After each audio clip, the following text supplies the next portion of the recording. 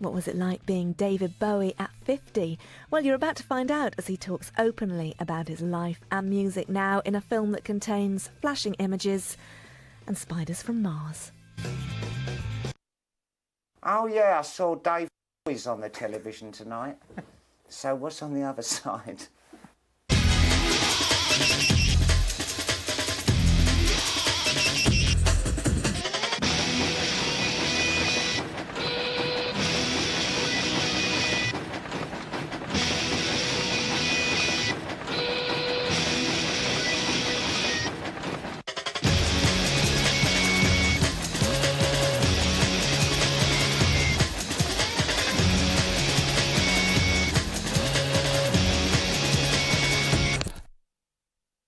Okay, in 3. We come to New York to pick his brain about the past and the future, all right? Okay? Why did you kill Ziggy? Give me another run at that. In 3. Heroes! Heroes, we can work with that.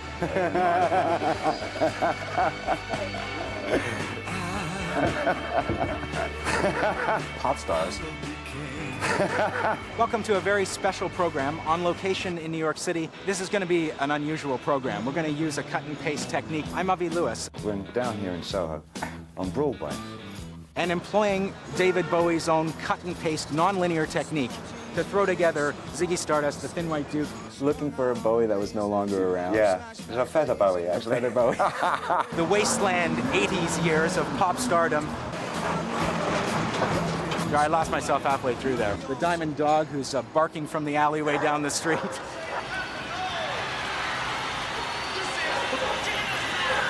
Ah, there are the Diamond Dogs. You're going to get a bizarre and exclusive look at the 50 years of his life so far. No, it is Bowie. Okay. Actually, you're one of the few people in the Western Hemisphere that get my name, pronounce my name correctly.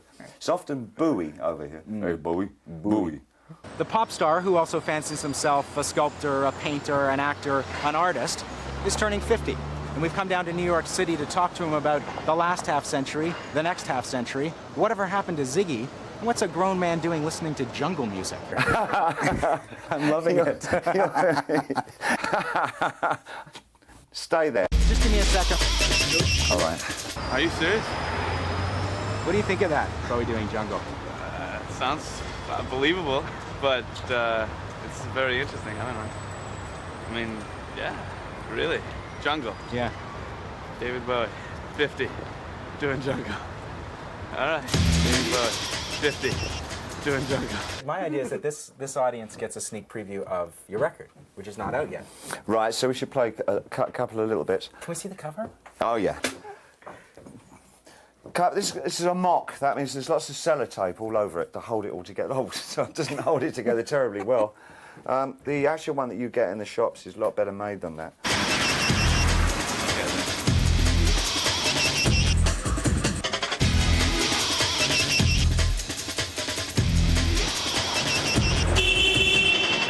Are you into jungle music at all?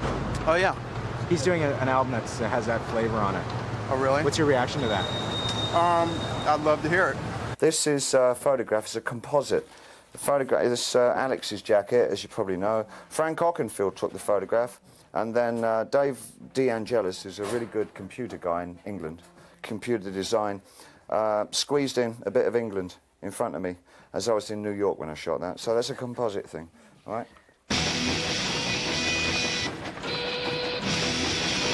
Jungle? No. Why, is he going DJ? Is he really? Right on. Man's gotta grow. These are two things. That's a curly. Oh, I need about half an hour for this one.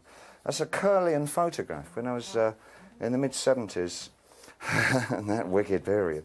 I was totally immersed, man, in like Curlian energy, which is sort of a force that you find around the entire body. It may help to explain the idea of auras and healers, the energy that they have. And there was a woman, a doctor called Dr. Thelma Moss, who had a research department at UCLA, which was backed by the Pentagon, to fund the exploration of Curlian energy and what they could do with it, because they'd heard the Russians were investigating it. So she developed a machine and made me one. And that's my fingertip, you see. This is a blow-up, and that's my fingertip. And that's all the energy that comes out of your fingertip. If you take drugs or anything stupid like that, It looks like somebody's pulled all your hair out. Great clumps of it are missing. It's an extraordinary thing. That's my crucifix my father gave me, and the energy kind of goes up through that. So that's on there.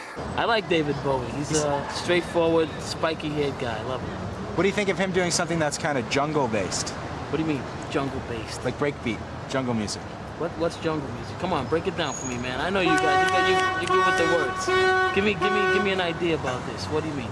Well, Is it heavier? What is it? It's a jungle thing. It's you know, there's a place between techno and drum and bass. I don't know. I mean, let's say if he had the right people working with him, you know. That's Gail, my bass player. Are we ready to play anything yet? Some of them are really like loud, you know, and there's a thing that goes like this all the way through it. It's called the drum. And then a bass plays, and I do some singing over the top. That pretty much sums it up, I think.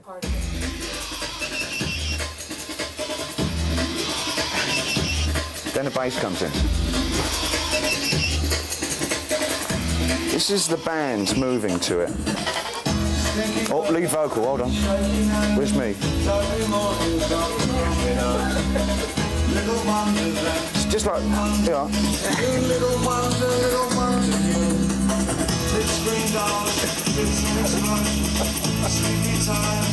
First performance. Oh, he joins in singing as well. It's a Californian gig.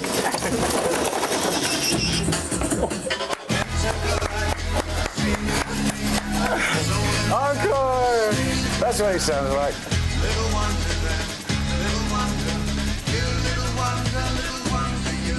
My new album's the best album I've ever made. I'd hate the impression to be that it's overridingly jungle. There are, in fact, only 3 tracks on the album that owe much to the jungle. The rest of it is more either techno or industrial oriented. But the 3 tracks that are on the album that incorporate jungle do in a fairly drastic, almost hardcore manner. We really sort of went for it.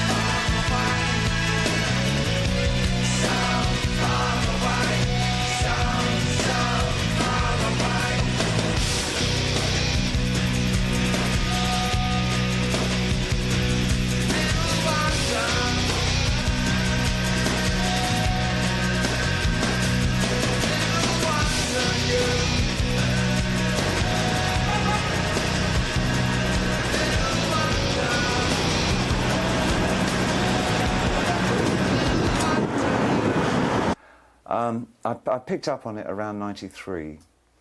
Some cool dude friends of mine who go out clubbing a lot in London, so don't see their mums much. They sent me a stack of stuff from the original Caribbean London guys like General Levy and the JB, and I found it so exciting. It's as exciting as any new rhythm that's going to become the vocabulary of that time, you know. It had as much resonance as reggae, or in the very beginning as rhythm and blues had, or soul music had when it first sort of hit in as a language. Then we started using jungle on stage live, and I was updating some of the older songs that I wanted to play, and I would recontextualize them with either industrial or jungle. And it really pleased us. it pleased us. And so we did it. And so it was done. Why did you kill Ziggy? What do you think about a 50-year-old Bowie? Well, I could still admire him. I listen to his stuff every day, really, you know. I mean, he still talks to me, you know. Why did you kill Ziggy?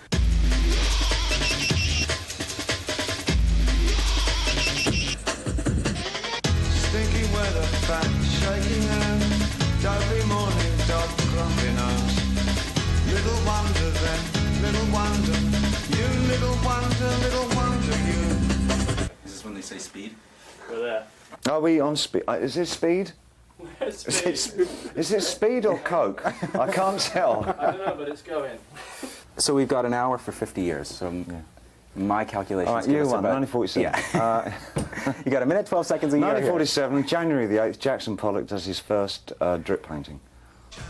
The day you were born. Yeah, that's the one thing. That's the only thing that I know actually happened on the day I was born. Elvis Presley was born a few years before on the same day. So I never get a mention on telly. I'm so happy with myself.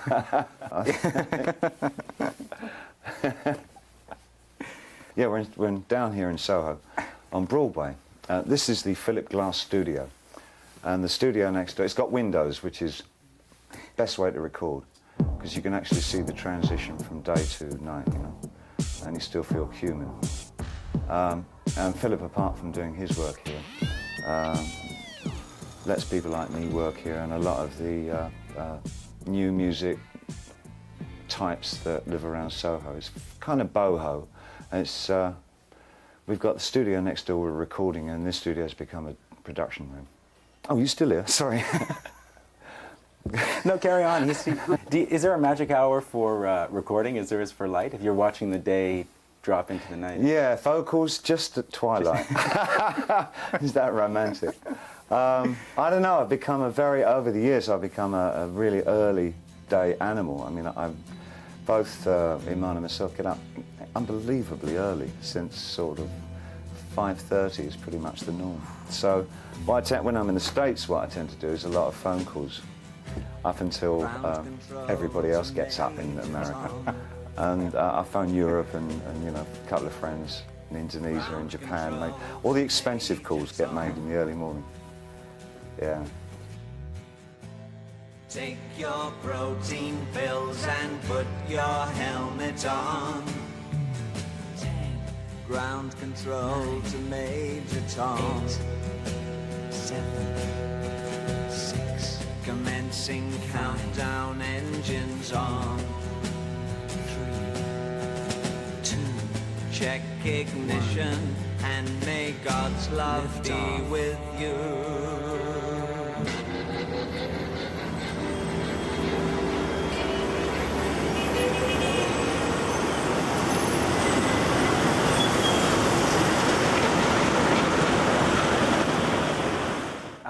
As I get older, I get more and more selfish about what it is that I want to do that I find satisfying. And it's definitely how one should spend one's life, is because, you know, if you make yourself happy, a little bit of that sunshine can spread onto others.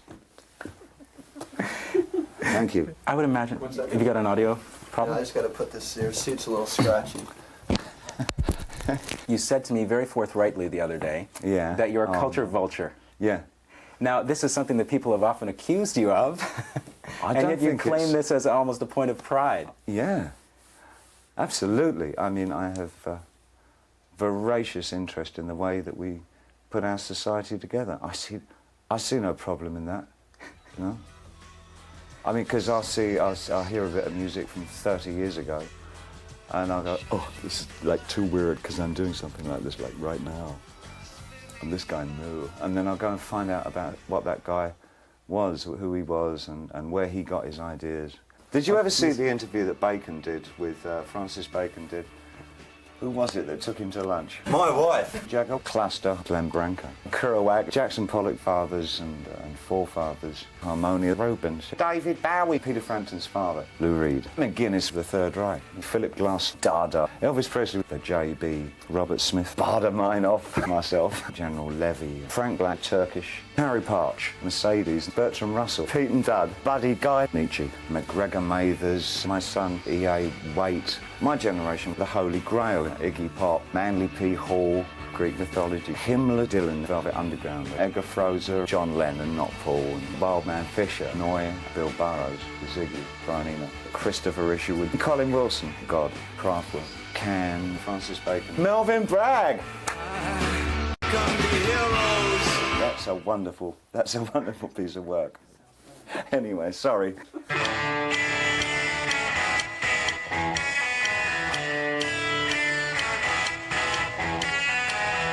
Who's Harry Parch?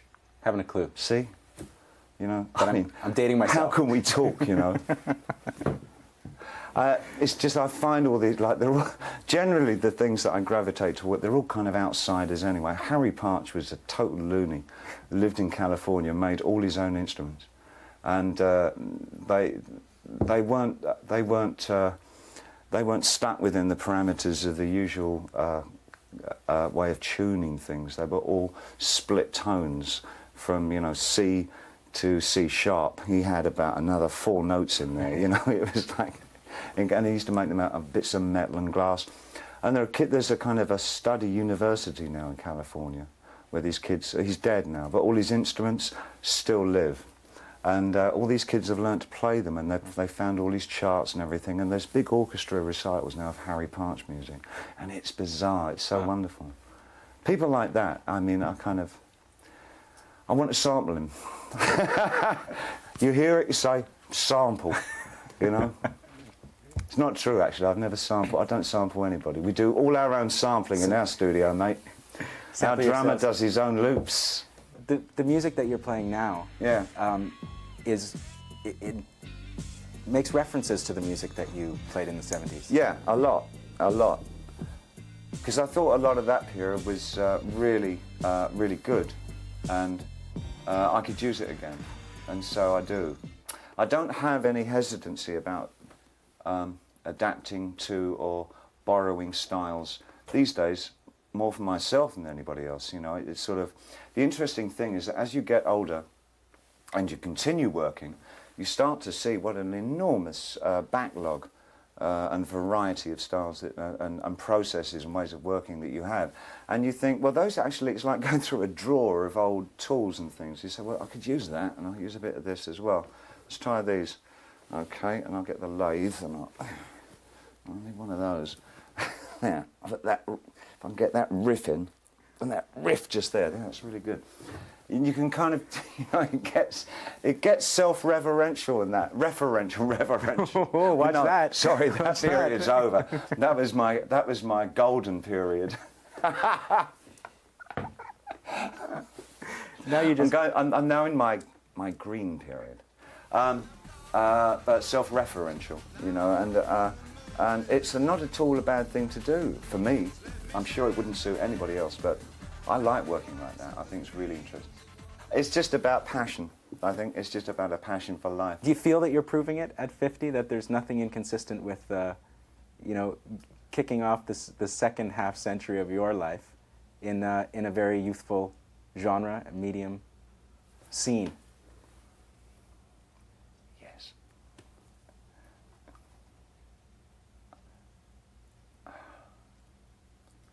Ask me when I'm 60. Wonder you.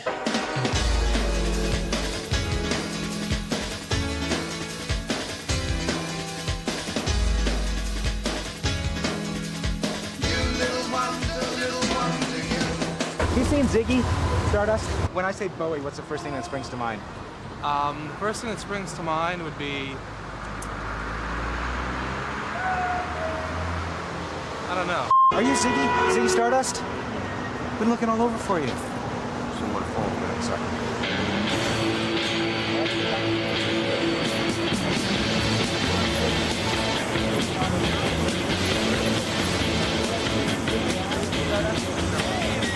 there life on Mars? Is there life on Mars? I don't know. Waiting to find out. You seen Ziggy? We're looking all over for him. Haven't seen. I'll do the nasty thing of quoting you to yourself. Oh, yes. And then, I know this has happened to you before. You were, I think, 32 years old when you said... when you said, pop stars are capable of growing old. Jagger at 50 will be marvelous. An aging rock star doesn't have to opt out of life. When I'm 50, I'll prove it. I'll stand by that. When he was 50, Jagger was marvellous, wasn't he? Oh, meow. So I mix all in the game. Yeah, I think it's just about passion. I think it's just about a passion for life, and I think, however much your appetite sort of tends to kind of fall off at some periods, if you intrinsically have a curiosity and a love of life, which I really do. I enjoy life so much. I think that you can just, it becomes the engine of your life, you know, and you hardly notice the liver spots and all the other things that stuff. Yeah, I'm afraid so. Hello, Mum. I guess what I'm curious about is how you feel about those. Love ya.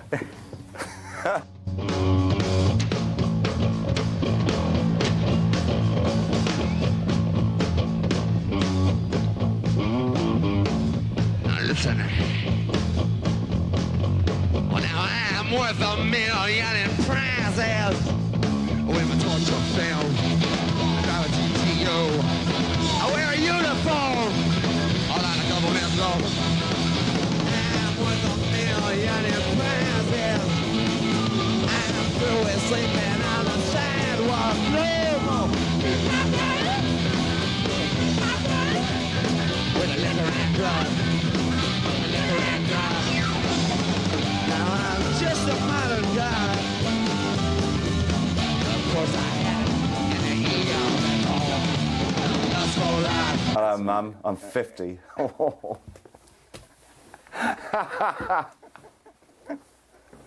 Happy birthday to you. Happy birthday to you.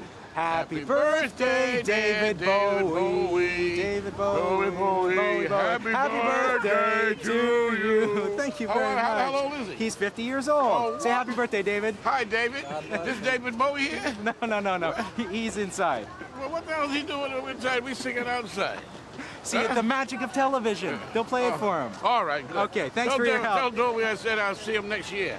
Yeah, when okay. he gets 51. I'll pass it on. I'll try to make it my business to be here. All right. You still got a funny haircut. What was your best haircut ever? My best haircut, this one. You always say that. No, I'm supposed to. This one needs product. I have to put product on this one, otherwise I look like a drowned rat. That's all that's going to come out of this program. Workshop, yeah. Is what's his product? We must discuss product. What's his product and how big's his spiritual organ? What's the product? Spray, gel? Spray, aerosol. No CFCs though. Ozone-friendly spray. Yeah, exactly. But it has to be aerosol. You know, just get it without the CFCs. It's the greatest art form of the 20th century.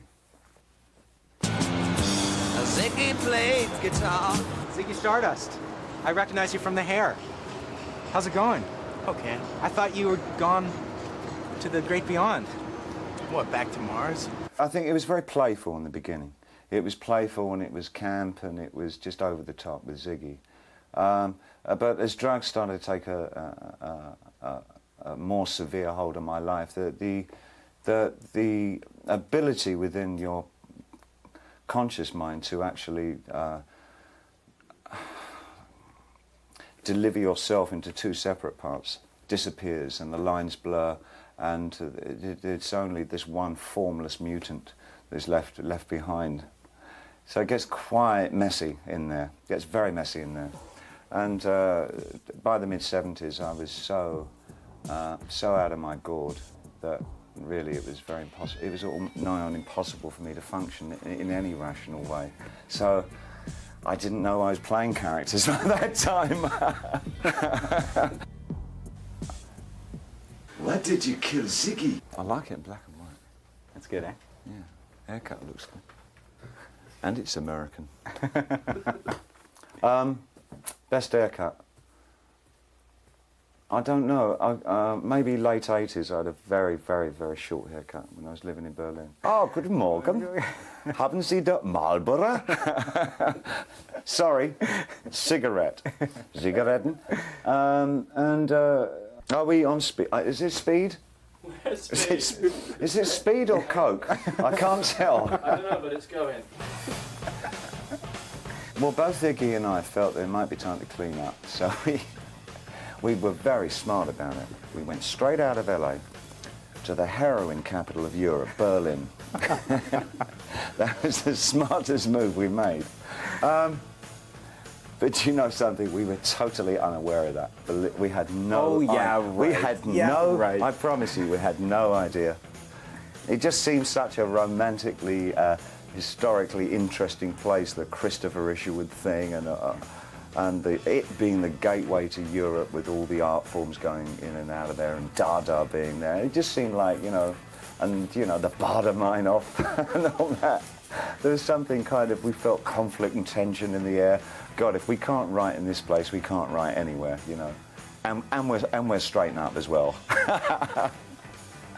Which to a greater extent we did. It was, you know, it was sort of clean-up time. It was 3 years of going in and out of Berlin. I can't say that we lived there consistently all the time because we were still touring, you know, and all that as well. So we keep going back to the States and back to England and whatever. But I think one thing we got, it was actually shaking off the Hollywood thing, the LA thing, which, you know, it's sort of, you're served hand and foot there, and it's so easy to slip, especially when you're stoned, so easy to slip into that dependence on everybody around you. And where we chose to live in Berlin, actually not quite choice, because we both are skint, both really broke at that time. Was an average working class area, a lot of Turkish around. It was a Turkish neighbourhood. And it was pretty much, you know, doing your own shopping. I know these sound like it's tragically, you know, thinking, yeah, you poor boy. Yes, we're all crying. I know, it's, yeah. Isn't that heaven? Für einen Tag.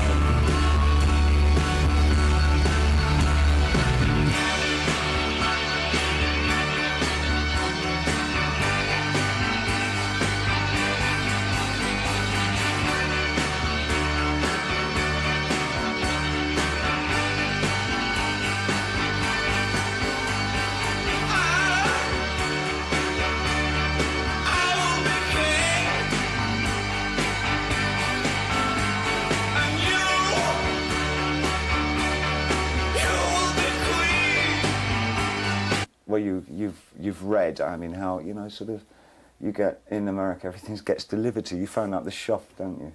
And sort of stuff gets sent round. Food and drugs, you know, so everything's a phone call away. But it was there was a kind of reality in that. And just the reality of trying to think without drugs as well. That was probably even harder. It's funny that I think the ones that had the more mediocre, vacuous personalities in that period fared far worse than the ones that really put themselves through the mill. And people like Bill Burroughs, you can't meet a healthy, well, ostensibly healthier, fitter, older guy. Everybody around him, like, they died. You know, Kerouac, who cleaned up and got all healthy, like, he's dead. You know, Bill Burroughs, who's probably spiked his body with more things, had more needles in him than a pincushion. Is living among us. Now, I'm not... Yes, what does that say about you? I'm not suggesting for one small minute that you rush out and get your junkie kit together, you know. Not at all. It's just interesting that people who make those explorations, if they go through the cusp of those explorations, they do tend to come out the other side. In a way, better people for it, you know. So that's a dangerous thing to say, but it's true in my case. I'm glad I did everything I did. I really am. I can't, who might I recommend anything to anybody, but I certainly, it's everybody's own private individual needs, you know. And naturally I would advise my son not even to think about it, because I know the inherent dangers of doing it. Somehow or other, I went through a whole series of survivals and crawled out of it all. And having got away with it, I'm really glad that I did it. But it's like, if I said to my son, yeah, Joe, I think it's a great idea for you to get in the shuttle and be shot off of it 1,000 miles an hour to the moon. You know, what a great thing to be able to look back on. I don't want him to get in it in case it blows up, you know. But I know what he means, like the journey is like, whoa, out of space.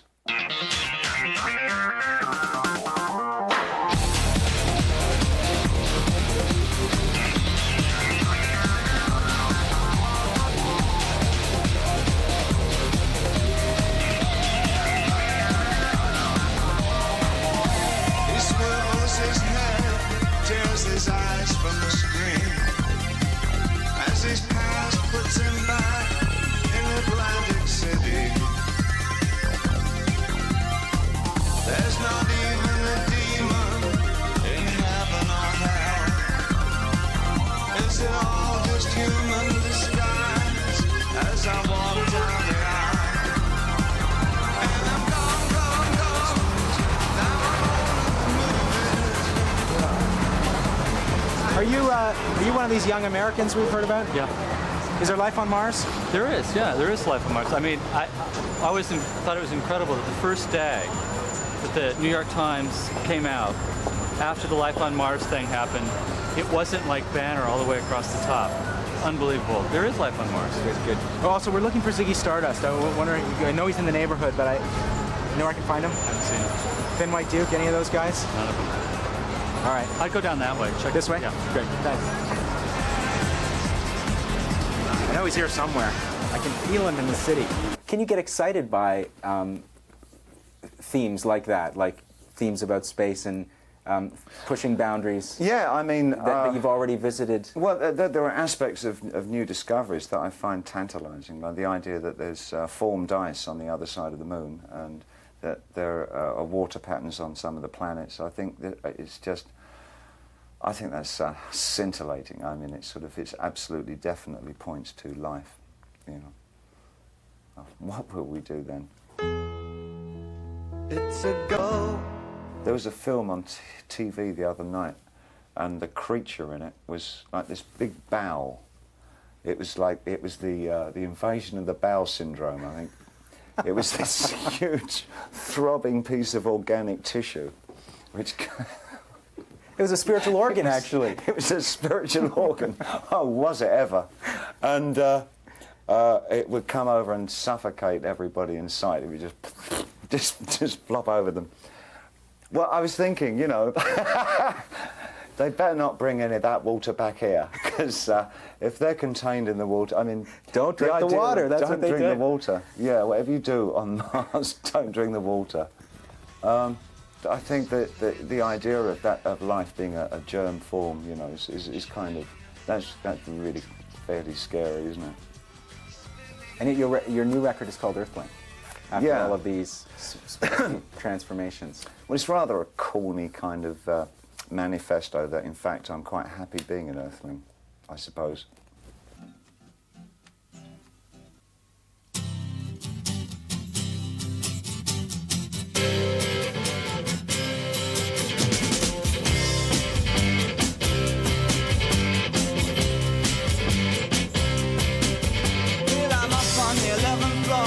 Watching the cruisers below. Well, I'm down on the street and she's trying hard to bounce. Sorry. My curiosities as a human being, that a lot of them were kind of, I guess, considered taboos. There were things that most people would leave alone and not bother with and not really want to investigate, because it might be a bit... The results of investigating them might be quite dodgy. And of course you get into some dodgy areas, like the whole fascist thing. But I just had to follow I just had to follow my nose in anything that I felt that was within me that I wanted to know more about. I wanted to know why I had problems being attaining some kind of mental stability, you know, and I just had to take everything out and explore it. And I don't think there were new things at all. I think everybody has the same thoughts and wants to investigate why they think like they think and see it through. And the purging thing keeps coming up, I suppose. Shut up, Jones.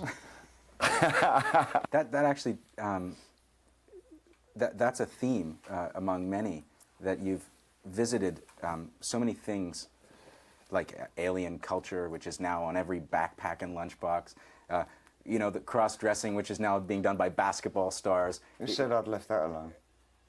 Visited. Oh, I see. Always come back for another visit. But, you know, so many of the things that are sort of forefront or seen as expressions of extreme culture now, the body as the canvas. I used to be able to stop traffic quite easily by just walking down the street. No more than that, just because I had long hair. You know, many things that you sort of checked out for the first time. All those 30 things. years I mean, ago. I rushed into my curiosities as a human being, that a lot of them were kind of, I guess, considered taboos. There were things that most people would leave alone and not bother with and not really want to investigate because it might be a bit, the results of investigating them might be quite dodgy. And of course you get into some dodgy areas like the whole fascist thing. The purging thing keeps coming up, I suppose. I think there's a bit of a Catholic in me somewhere. Uh-oh. Hello, Mum. You seen a man who fell to Earth? I know he fell somewhere around here. No. Light's green, man. He's talked all day.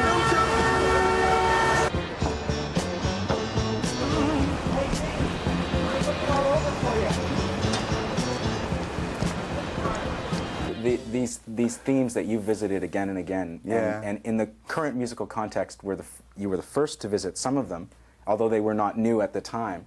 How you feel when they keep coming up, like the whole alien thing? I mean, this has been a shtick with you from it's way back, right? Yeah. Now in Jungle. Oh, the bug-eyed gag, yeah. Right, that one. Little horns, green skin, kind of thing. Now there's spacey sounds. Way out zany, wacky dude. That guy. Thing. And now there's spacey sounds running I believe through them though, but I'm absolutely certain that there's extraterrestrial life. I always have been. But I wasn't really trying to make a mountain out of those particular little molehills, green molehills. It was, again, it was symbolic for me. They were metaphysically in place to kind of suggest that I felt alienated, that I felt distanced from society, and that I was really in search of some kind of connection. And a long time it was looking for a religious and spiritual connection, and not really looking for social connection. But things have happened where I've developed a social connection, and I feel a little bit more relaxed about trying to sort out my spiritual life. My emotional life, no problem at the moment. Touch wood. But the spiritual life has always been a problem for me. Yeah. So I get they were symbolic. They were allegorical. What do you make of the current fascination with alien imagery, which is so much a part of the dance scene? For me, that doesn't have. That's not so. I think they're accepting the very same imagery that I gave myself for precisely the same reasons. That it's a good replacement for a formalized religion. I see. That's truly what I believe. I think that's so many of our yearnings find themselves in those mythological areas again.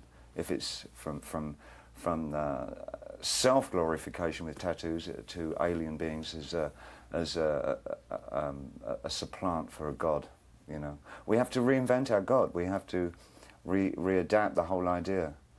Who was it that said, you know, you have to kill God to reinvent him? It wasn't me. Why did you kill Ziggy? Do you think that... No. No? Okay, good. Because I know I don't.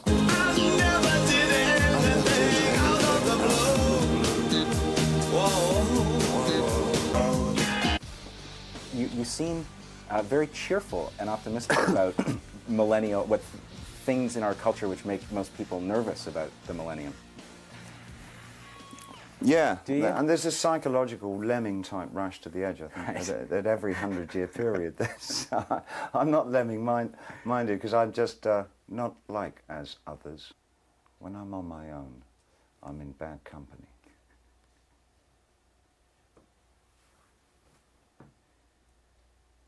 Well, go on.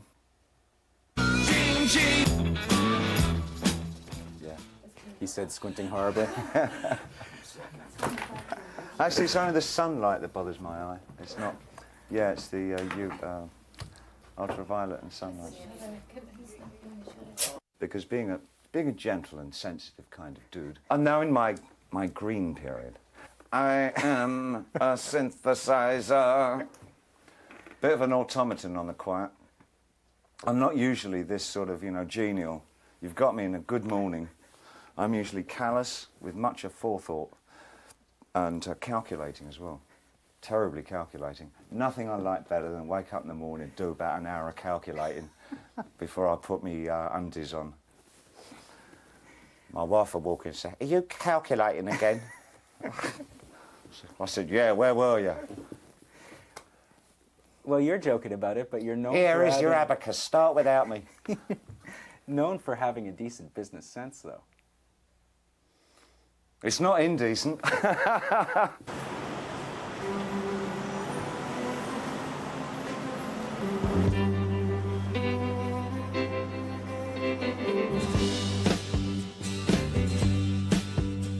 Too long blonde hair and your eyes are blue. I don't know, man. My friends aren't hip. We're just not a hip crowd. We like what we like, you know. When I say, what kind of music are you into? I don't know. I grew up on a lot of old school shit, like punk rock, and I like jazz, classical, anything but opera and country and heavy metal. So when I say Bowie, what do you think of? Ooh, that vampire stage. Well, I tell you, you got her, ain't you? I gave up managers along with drugs in the late 70s. I was ripped off too much, and I started looking after myself. I just figured out what are the big questions. What is it I was going to have to deal with? Do I want to do that gig? How much do I want for it? I couldn't think of anything else. I thought, this is why you give all this money to these men who say, you've been offered a show, Dave, and I think you ought to get X amount for it. And you go, oh, great, here's all my money. Because actually it's not, the decisions aren't much greater than that, really. If there's something that requires extraordinarily lengthy contracts, your manager wouldn't do it for you anyway. He'd go off and get a lawyer to do all that part. So I get my own lawyer, and I get him to do it for that job. And that's vaguely how it works, Are all managers leeches? I don't know any. I don't know any. They're a form of species. There are species that I really have nothing to do with. A truly alien form. Well, yeah. Let's look under this rock here. See if there's one. Any rock and roll, you'll find a manager underneath it. Kind of like those frogs that just sit there and an insect comes along. Their tongue comes out, and it's like. And sure, they feel the same way about you. Oh, they've got lovely. Haven't you heard what they've got lovely things to say about me? I say, if you haven't got anything good to say about anybody, come and sit next to me. That's. I always say that. Felt like a good place. Anyway, back to Nietzsche. Back to Nietzsche. I'm moving that again, so. Okay.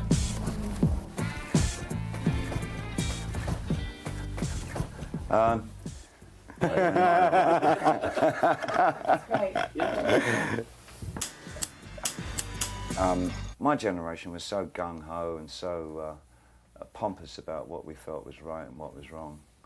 I think we had a lot to say in terms of. I think the best thing that we laid down was. I think the best thing we did was completely destroy most of the 19th century ways of thinking about how society operates. I think that we had a real clear idea of intolerability of a class system and of that kind of elitism. I think we understood the pure, massive, inhuman bigotries of racism, and I think we felt that sexually our fathers and forefathers had brought about a lot of pain in their relationships through their attitudes to sex. We didn't get it right either, but we knew it had to move along somewhere. I think we helped create a pluralistic society, which I think was terribly important, because that was the main thing. The 70s for me started the 21st century. That's my good line, that, isn't it? Don't you like that line? The 21st century started, in fact, in the 70s. But only because it was really the beginnings of a true pluralism in social attitudes. And I think it had such a lot to do with the idea of breaking things down, breaking absolutes down. Your question. Well, the question that springs to mind at that is that it seems like a rather lofty claim for musicians and you know, on one level are pop stars to affect what you're claiming for yourself and your generation as really profound changes. Lofty claims are the name of our game, son. That's our calling card. Ideals are us. That's my management company. Yeah, I know. Well, no, okay. I don't think that rock ever has been a leader in terms of original thinking or presenting really original questions even. But I think what it does do is home in and focus incredibly accurately on how that generation of people are thinking. It reflects very well. I was always drawn to a kind of a far more rough, aggressive vehicle, you know, and I liked the music of Velvet Underground as opposed to Beatles or whatever. And with the Beatles, it was John Lennon, not Paul. And, but hey, who didn't? And the kinds of artists like Wildman Fisher and Iggy Pop and you know, those kinds of just on the outside, and something that there was some kind of, you know, like the Fan. I kind of was absolutely mesmerised by the idea of people committing emotional self-mutilation. It was sort of, you know, this kind of tongue hanging out, waiting for them to actually kind of drop dead or do something. Such a disappointment when we all clean up. God, it's such misery. Oh, sorry, no blood left. You know, it's because it is myth-like. There's some kind of there's an aspect of Greek mythology to all that. We are the pantheon of the, you know, of playing out the moral narratives of our time, and it really doesn't help if the actor decides he's not going to do the lines. You know. You once told me that you lost your way in the 80s. You put it that way. Yeah, yeah. I guess, you know, nothing always happens at once in terms of personal success. And where I was sort of physically cleaning up pretty skillfully, the idea, adapting to the idea of being kind of mainstream, I found very difficult indeed. But looking at it in a fairly sober light, I felt that I could deal with it, you know, and I just couldn't. I just couldn't. But I think Tin Machine may have been a way for you to, that you were finding your way back to what your calling was. Yeah, yeah. A couple of things happened really. At the end of the Glass Spider tour, which was probably my most successful tour ever. I mean, it was 2.5 million people or something saw that tour. It was just extraordinary, and I was so beat by it. The whole three-ring circus thing about it, and trying to reach a wider and wider audience, you know, without any kind of feelings of artistic passion at all. I didn't really believe in the material I was doing. And indeed, some of it was very good material, but I just had lost the belief in myself as a creative artist. And I got introduced to Reeves Gabrels as a guitar player and just a good guy that I met during the later part of that tour. And he just very simply said, you've just got to stop doing this. You know, there's no way out. You just either, you have to stop completely and give up if you really feel this bad about it. I mean, I've been whining, like moaning and whining. Is there no end to this self-pity? No, because I'm a rock god. And Reeves just said, stop, you know, just stop doing it. Just stop doing it. Do what you like doing. I said, but you don't understand. He said, yes, I do understand. I've read all the books. And that was it, really. And I just stopped doing it, you know, and I formed Tin Machine with the really quite clumsy idea that I could just disappear into a band anonymously. And for all the negative aspects of that, actually, it was a very freeing experience. We'd started writing in a way that that was so reminiscent of the way that I used to write. It was very spontaneous. None of it was pre-written. The stuff was vibrant and exciting. It was to us, anyway. And there was an air of improvisation about the gigs that we did. The whole thing is on a much smaller scale. There was not the feeling of the entourage that one, even unconsciously, collects around one. You know, you sort of end up on a tour and you've got 150 people all told with you. And it's, where do I don't even know half these people, you know, and they're supposed to be with me on this tour. There was nothing human about it. It had gotten so corporate. And Machine was a real good way of sort of solving that kind of problem. It's ironic though, because I think a lot of the people. I feel so much better for that. You're cleansed, are you? Yes, I feel cleansed. I'm purged. Motion sickness bag. It's ironic though, because I think a lot of the people. I feel so much better for that. You're cleansed, are you? Yes, I feel cleansed. I'm purged. Motion sickness bag? No. No, we're Lotus. We are Lotus. You don't seem as concerned about playing to a gallery anymore. But those are the people who would like what you're doing now. I never did then, you know. In the 70s, I would move so fast between one idea and another. I mean, probably much faster than I move now. But the intent is the same, is that I create something out of my enthusiasms at that particular moment. I get re-enthused by something else, and suddenly I don't see that anymore, and I'm over here. And that's the way I am. I have no apology. I'm just like that. That's my nature. I'm no attention span whatsoever. Can't study. Definitely the class clown. A real exhibitionist will probably go into show business. Let's start with where you are right now. Yeah. So happy with myself. Thanks a lot. My pleasure, really. Ta-da. And I think the little house knows a lot more about it than it's telling. Don't you?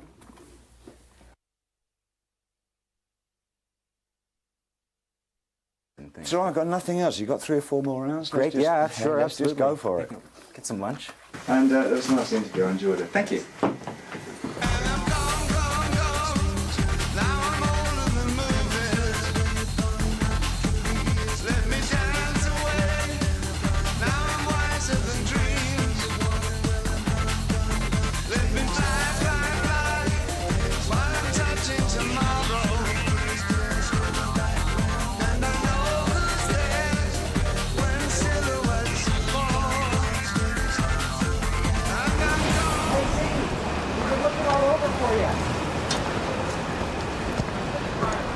Thank God we finally found you.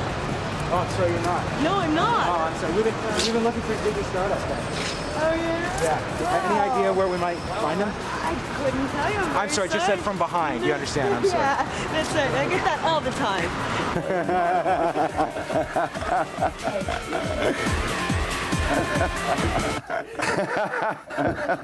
time.